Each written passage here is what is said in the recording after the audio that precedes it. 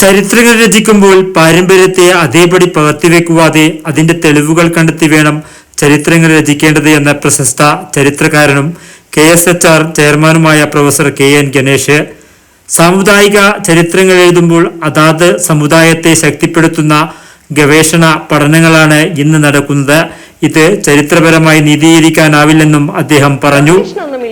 മിതമായ ഫീസ് നിരക്കിൽ മികച്ച പഠന നിലവാരമുള്ള ഒരു സ്കൂളാണോ നിങ്ങളുടെ കുട്ടികൾക്കായി നോക്കുന്നത്? നിങ്ങളുടെ കുട്ടികൾക്ക് മികച്ച അധ്യാപകർ, ഏറ്റവും മികച്ചത് നൂതനമായ പഠന രീതി, ഒരു അടിപൊളി ക്യാമ്പസ്. അത് മാത്രമല്ല CBSE അംഗീകാരം, 30 വർഷത്തെ പ്രവൃത്തി പരിചയവും. നഗരത്തിരക്കിൽ നിന്ന് മാറി വിദ്യാർത്ഥികൾക്ക് ഏറ്റവും സുരക്ഷിതമായ സമ്പൂർണ്ണ വിദ്യാലയമാണ് ഫസലിയോമ സ്കൂൾ. വിശാലമായ സ്പോർട്സ് ഗ്രൗണ്ടോടുകൂടിയ ഈ സ്കൂളിൽ സ്പോർട്സ്, ആർട്സ്, ശാസ്ത്ര പരിശീലനം തുടങ്ങിയ പാഠ്യേതര വിഭാഗങ്ങളിൽ മികച്ച പരിശീലനമാണ് ഇവിടുത്തെ അധ്യാപകർ നൽകി വരുന്നത്.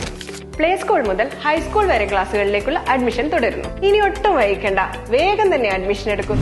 നിങ്ങളുടെ കുട്ടികളുടെ ഭാവി ഫസലിയോമ സ്കൂളിന്റെ സുരക്ഷിതമായ കൈകളിൽ ഏൽപ്പിക്കും.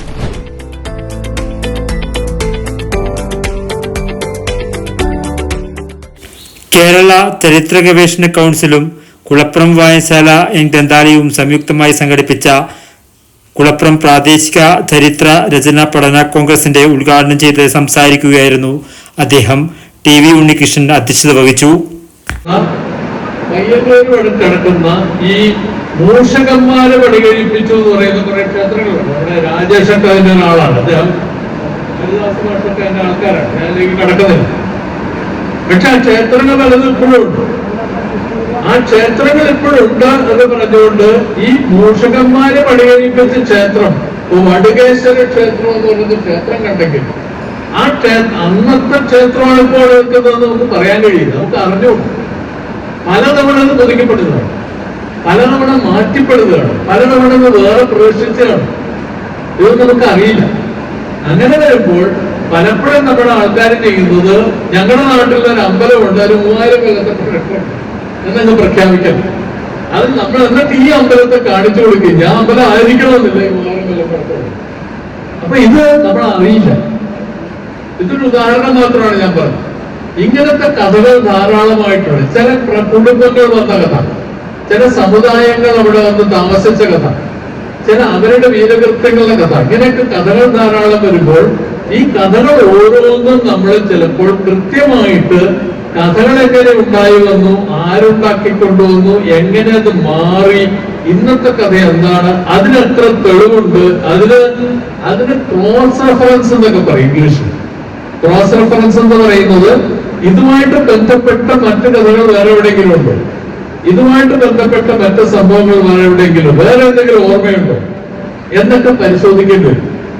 അങ്ങനെയൊക്കെ പരിശോധിച്ചുകൊണ്ട് കിട്ടുന്ന കാര്യങ്ങൾ മാത്രമേ നമുക്ക് ചരിത്രം എന്നുള്ള രീതിയിൽ പറയാൻ കഴിയൂ. നമുക്ക് ഏതാണ്ട് കൃത്യമായിട്ട്, അപ്പോഴും കൃത്യമൊന്നും അല്ല എങ്കിലും ഏതാണ്ട് കൃത്യമായിട്ട് നമുക്ക് പറയാൻ കഴിയുള്ളൂ. അപ്പൊ പാരമ്പര്യത്തെ അങ്ങനെ തന്നെ പകർത്തി വെക്കുകയല്ല വേണ്ടത്.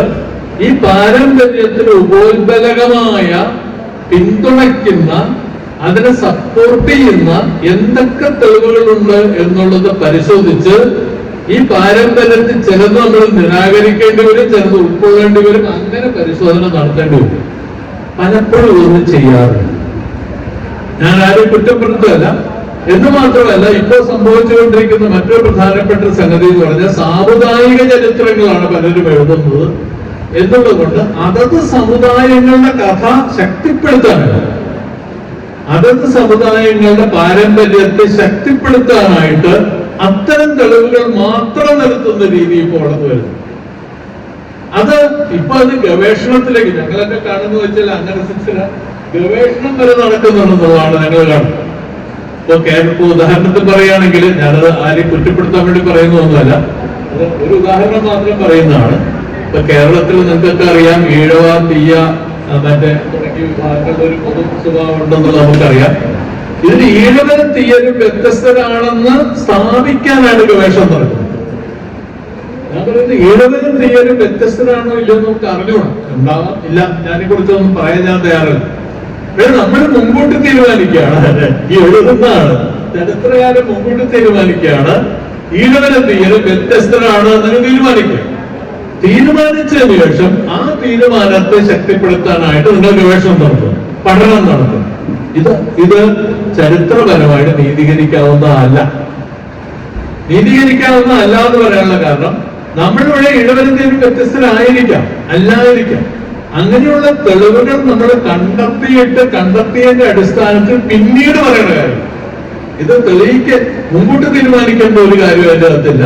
അത് നമ്മൾ പിന്നീട് കണ്ടെത്തേണ്ട കാര്യങ്ങൾ മാത്രമാണ്, അങ്ങനെ വല്ലതും ഉണ്ടെങ്കിൽ. ഇങ്ങനെയൊക്കെയുള്ള ചരിത്രരചന ഈ സാമുദായിക ചരിത്രത്തിന്റെ ഭാഗമായിട്ട് അവരവരുടെ സ്ഥാനങ്ങളെ ശക്തിപ്പെടുത്താനുള്ള ചരിത്രം ഇതിനോടൊപ്പം തന്നെ നടക്കുന്നുണ്ട്. അതിനു വേണ്ടിയിട്ട് ഓർമ്മകളെ, പാരമ്പര്യങ്ങളെ ഉപയോഗപ്പെടുത്തുന്ന രീതിയും ഇപ്പൊ വളർന്നു വരുന്നുണ്ട്. അത് ചരിത്രപരമായി നീതീകരിക്കാവുന്നതല്ല. ഇതൊന്നും 2 ദിവസങ്ങളിലായി നടക്കുന്ന പഠന കോൺഗ്രസിൻ്റെ ആദ്യ ദിവസം 4 സെക്ഷനുകളായാണ് പരിപാടികൾ സംഘടിപ്പിച്ചത്. വിവിധ വിഷയങ്ങളിൽ doctor Dineshan Vadakkiniyil, doctor KP Rajesh, professor VV Haridasan തുടങ്ങിയവർ വിഷയങ്ങൾ അവതരിപ്പിച്ചു. ഉദ്ഘാടന ചടങ്ങിൽ Cheruthazham grama panchayat president M Sreedharan, TV Rajesh, M Divakaran, doctor VV Kunhikrishnan, RV Unnimadhavan, Upendran PV തുടങ്ങിയവർ സംസാരിച്ചു. പ്രാദേശിക പഠന കോൺഗ്രസ് ഞായറാഴ്ച സമാപനമാകും. വർത്തമാന ന്യൂസിന് വേണ്ടി രാജേഷ് രവിപുരം.